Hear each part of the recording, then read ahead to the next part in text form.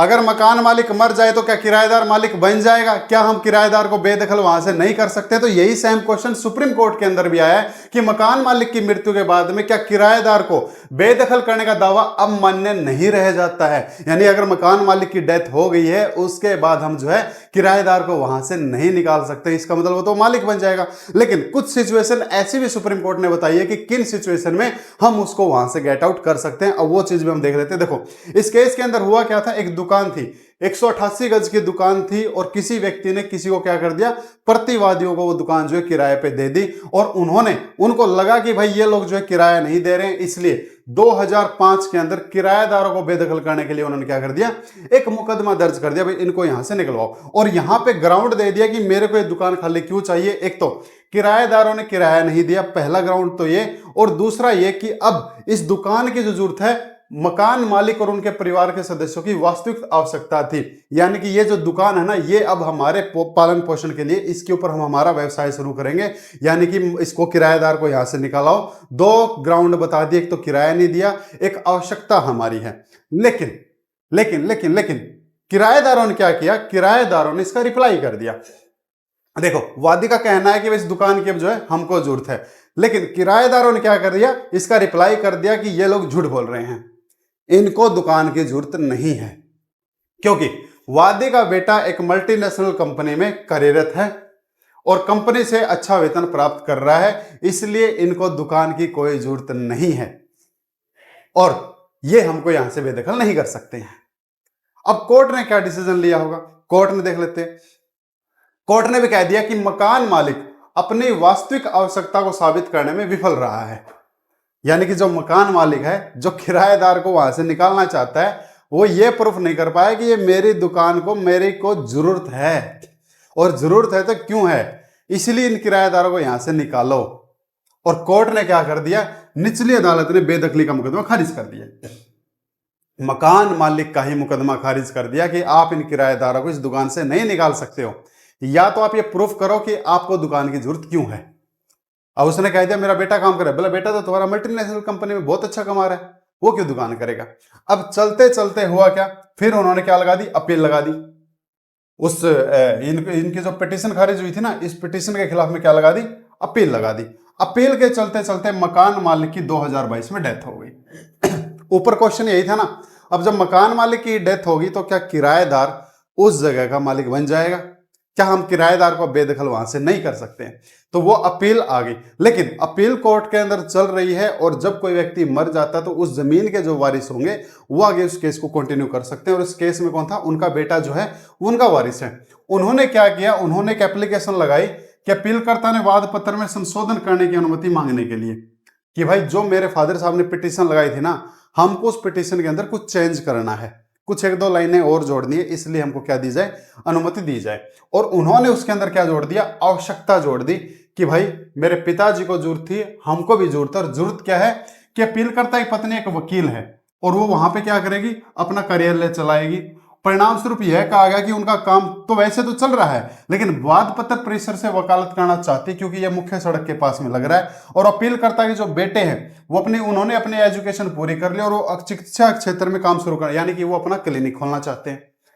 अब तो आ गया रीजन कि हमारी दुकान हमको ही दी जाए, क्योंकि इसके ऊपर काम हमको स्टार्ट करना है। भाई मेरे बेटे को तो यहाँ, बेटा मतलब उनका पोता जो मर गया था, उनका पोता, तो बेटा मतलब भाई मेरे बेटे को तो क्लिनिक स्टार्ट करना है और मेरी वाइफ जो है यहाँ पे एडवोकेट का काम करेगी, इसलिए हम इसके मालिक है और हमको ये दुकान जो है किराएदारों से बेदखल करके दिलवाई जाए। अब ये देख लो, अगर आप भी दुकान को, मकान को किराए पे दे रहे हो ना, तो किराएदार को बेदखल करना बड़ा टेढ़ी खीर है। ये आपके सामने ही है, खुद की दुकान है और खुद ही उन दुकान से उनको बेदखल नहीं कर पा रहे हैं और खुद को ही कारण देना पड़ रहा है कि भाई हमको दुकान खाली क्यों करवानी पड़ रही है। और हमारे मन में क्या होता है, बोला मेरी दुकान मैं कभी भी खाली कराऊं कि भाई खाली कर, मैं चाहे यहाँ पे खाली रखूं इसको, तुमको क्या, तुमको इससे क्या, बस तुम यहां से निकलो, है ना। लेकिन कोर्ट क्या कह रहा है, आपको पहले ये बताना पड़ेगा कि आप किराएदार को निकाल क्यों रहे हो, रीजन देना पड़ेगा। तो ऊपर वाले के रीजन तो उन्होंने माने नहीं, जिनकी डेथ हो गई। अब देखते इनके रीजन कोर्ट मानती है कि नहीं मानती है। अब आगे क्या हुआ, आगे आगे यह भी कहा गया कि मूल मालिक के कानूनी वारिसवाद पत्र में संशोधन करके अपनी वास्तविक आवश्यकता को प्रस्तुत नहीं कर सकते हैं। यह दूसरी पार्टी ने रिप्लाई किया। यानी कि अब बेटे बहू ने आके उसमें संशोधन करवा लिया, दूसरी पार्टी ने आके कहा जी ये इसमें नहीं कर सकते, लेकिन अपीलीय कोर्ट ने क्या किया, बेटे बहू की बात मान ली और इसके अंदर संशोधन कर दिया। लेकिन लेकिन लेकिन लेकिन अब जो प्रतिवादी थे वो चले गए हाई कोर्ट के अंदर। उन्होंने हाई कोर्ट के अंदर अपील लगा दी, बॉम्बे हाई कोर्ट के अंदर। और बॉम्बे हाई कोर्ट ने क्या कह दिया, बॉम्बे हाई कोर्ट ने कह दिया कि न्यायालय ने रिट याचिका को स्वीकार करते हुए अपीलीय पीठ द्वारा संशोधन आवेदन को स्वीकार करने वाले आदेश को रद्द कर दिया है। यानी कि जो ऊपर वाली कोर्ट ने उनकी जो एप्लीकेशन एक्सेप्ट की थी ना कि हाँ अब 2-4 लाइनें और जोड़ सकते हो, उन्होंने उस आदेश को रद्द कर दिया हाई कोर्ट ने। यानी कि अब किस पिटीशन पे केस चलेगा, जो फादर साहब ने 2005 पे जो पिटीशन लगाई थी ना, उस पिटीशन के ऊपर केस चलेगा। लेकिन उस पिटीशन में ना तो वकील का जिक्र था, ना क्लिनिक का जिक्र था, उसमें तो सिर्फ एक नॉर्मल सी लाइन लिखी थी, इस दुकान की मेरे और मेरे परिवार को जरूरत है, क्यों जरूरत है ये नहीं लिखा था। तो अब मैन उसी के ऊपर केस चलने वाला है। तो क्या फिर तो दोबारा केस हार जाएंगे। अब बेटे और बहू कहां गए, ये आ गए सुप्रीम कोर्ट के अंदर। अब सुप्रीम कोर्ट ने क्या कहा है हम ये देख लेते हैं। मैं डायरेक्ट आपको अब डिसीजन बता देता हूं कि डिसीजन क्या है। और अगर आपने भी दुकान और मकान किराए पे दे रखा है तो थोड़ा सा संभल के, ऐसी टेढ़ी खीर हो जाएगी वरना। उच्च न्यायालय द्वारा अपनाए गए इस तर्क पर आते हुए कि मूल मकान मालिक की मृत्यु पर उसकी वास्तविकता आवश्यकता समाप्त हो जाएगी और उसका उनकी कानूनी उत्तराधिकार अपनी वास्तविक आवश्यकता के आधार पर बेदखली की मांग नहीं कर सकेगा। हाईकोर्ट का तो यह डिसीजन था ना कि भाई जो मर गया ना उसकी पिटीशन मान्य होगी और उनके जो उत्तराधिकार होंगे उनकी बेदखली वो मांग नहीं कर सकते हैं। यह कहना पर्याप्त होगा किस प्रस्ताव को हर मामले में एक समान रूप से लागू नहीं किया जा सकता है। यहां से हाईकोर्ट कह रहा है, यह कहना सुप्रीम कोर्ट कह रहा है, यह कहना पर्याप्त होगा कि इस प्रस्ताव को हर मामले में समान रूप से लागू नहीं किया जा सकता है। यानी कि मकान मालिक के मरने के बाद किराएदार उसके ऊपर रह सकता है, यह बात लागू हो भी सकती है और यह बात लागू नहीं भी हो सकती है। देखो दोबारा बता देता हूं सेम लाइन, हर मामले में एक समान रूप से लागू नहीं, हर मामले में लागू नहीं होगी यह बात, मतलब कि कुछ मामलों में लागू हो भी सकती है। तो दोनों ही बातें आ गई और यह प्रत्येक मामले के तथ्यों और परिस्थितियों पर निर्भर करेगा कि किस टाइम पे हम एप्लीकेशन में संशोधन करवा सकेंगे और किस टाइम पे नहीं। इसमें कोई संदेह नहीं है कि पक्षकारों के अधिकारों का निर्धारण मुकदमे की शुरुआत में मौजूद अधिकारों को ध्यान में रखते हुए किया जाना चाहिए। हालांकि जहां बाद में ऐसी घटनाएं घटित होती है जिनका पक्षकारों को राहत प्रदान करने के अधिकार पर महत्वपूर्ण प्रभाव पड़ता है, वह न्यायालय को उनका संज्ञान लेने और कानून के अनुसार राहत प्रदान करने से नहीं रोका जा सकता है। यानी अगर कोर्ट को ठीक लगता है किसकी पिटीशन में संशोधन करना चाहिए, न्याय के लिए जरूरी है, तो कोर्ट को नहीं रोका जा सकता है। कोर्ट पिटीशन में क्या कर सकती है, संशोधन कर सकती है। और अगर कोर्ट को ठीक लगा कि संशोधन की जरूरत नहीं है तो फिर बिना संशोधन किए जो मेन पिटीशन थी उसके ऊपर भी केस चल सकता है।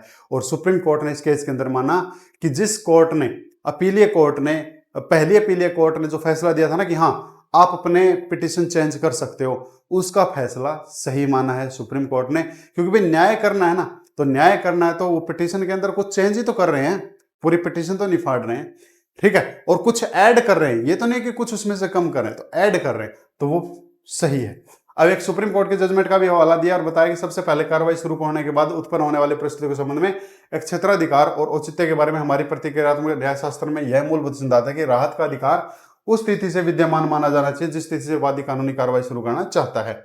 यह सिद्धांत भी उतना ही स्पष्ट है प्रक्रिया न्यायिक प्रक्रिया के सहायक और नहीं स्वामी यदि कोई तथ्य जो विवाद के न्याय में आने के बाद उत्पन्न होते हैं। देखो अगर कोई ऐसा फैक्ट है जो विवाद के न्यायालय में आने के बाद, यानी कि कोर्ट में मुकदमा आ गया, उसके बाद कोई नया फैक्ट आता है, उत्पन्न होता है, तो राहत के अधिकारों को आकार देने के तरीके पर मौलिक प्रभाव डालता है भाई साहब वो, और न्यायाधिकरण के ध्यान में सावधानीपूर्ण लाया जाता है। तो न्यायाधिकरण उस पर आंखें मूंद नहीं सकता है।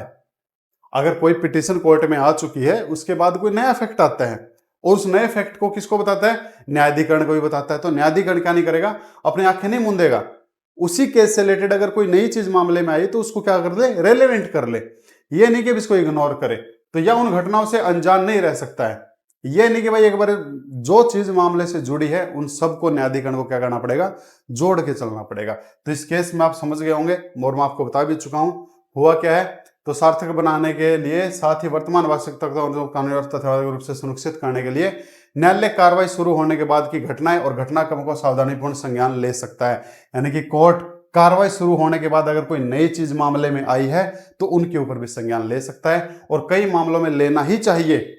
दोनों पक्षों के प्रति निष्पक्षता के नियमों का कड़ाई से पालन किया जाना चाहिए। और फिर क्या कर दिया कोर्ट ने, सुप्रीम कोर्ट ने, ये 24 अप्रैल 2026 का जजमेंट है, सुप्रीम कोर्ट ने कह दिया कि हम किसी भी पक्ष के दावे की खूबियों की जांच नहीं की जानी चाहिए। यानी कि हम इस फैसले में किसी भी पक्ष के दावे की खूबियां जांच नहीं कर रहे हैं, हम सिर्फ इतना बता रहे हैं कि क्या पिटीशन में अमेंडमेंट हो सकता है कि नहीं हो सकता है। तो सुप्रीम कोर्ट ने क्या कर दिया, निचली अदालत को यही मुकदमा दोबारा भेज दिया और कह दिया कि आप इसमें पिटीशन में संशोधन कर सकते हो। और पिटीशन में संशोधन क्या होगा कि मेरी वाइफ को वकील की कार्यालय की जरूरत है, बच्चे को जो है क्लिनिक खोलना है, इसलिए जरूरत है। इन आवश्यकताओं को देखते हुए निचली अदालत क्या कर सकती है, किराएदार को बेदखल कर भी सकती है, और अगर उसको लगा कि भाई ये भी ग्राउंड जेन्युइन नहीं है तो बेदखली नहीं भी कर सकती है।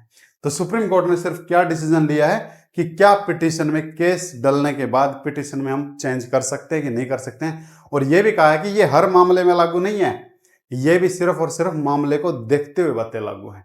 तो भैया उम्मीद करूंगा यह जानकारी आपको अच्छी लगी होगी, समझ गए होंगे कि भाई किराएदार को निकालना बड़ी टेढ़ी खीर है। तो अगर आपके साथ में पूछा ऐसा है तो आप अभी से बेदखली लगाने की स्टार्टिंग कर दें, क्योंकि और देख लो एक बंदे की डेथ के बाद में तो और मामला उलझ चुका है, और अभी भी सुप्रीम कोर्ट ने फैसला नहीं किया, दोबारा ट्रायल कोर्ट में केस चला गया। सुप्रीम कोर्ट ने सिर्फ इतना बताया कि आप पिटीशन में चेंज कर सकते हो।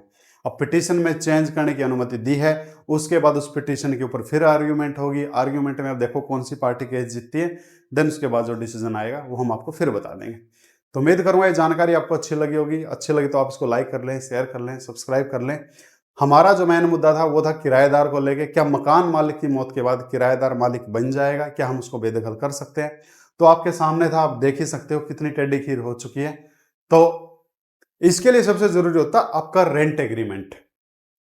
अगर रेंट एग्रीमेंट आपने स्ट्रॉन्ग बना रखा है ना, उसके अंदर अगर आपने क्लॉज बढ़िया बढ़िया डाल रखे हैं तो ये दिक्कतें नहीं आती हैं। तो ये सारी दिक्कत वहां आती है जहां हम या तो रेंट एग्रीमेंट बनाते ही नहीं है, या बनाते हैं तो एक हमने ऐसी एक पेज पे बना के बोला लेकर दे साइनर, भरोसा है। आज तो भरोसा है, और अब देख लो कितने साल की बात होगी, 2005 का केस है, अब 2026 तकरीबन 21 साल हो गए और अभी भी सुलझा नहीं है, दोबारा फिर कोर्ट में चला गया।